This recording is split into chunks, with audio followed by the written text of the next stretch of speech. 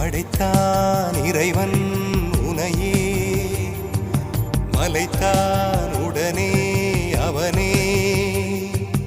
அழகை படைக்கும் திறமை முழுக்க உன்னுடன் சார்ந்தது, என் விழி சேர்ந்தது. விடிய விடிய மடியில் கிடக்கும் பொன்வினை உன்மேனி மீட்டட்டும் என் மேனி. இறைவினில் வந்து கலந்திடு, வீரல் பட மெல்ல காணிந்திடு.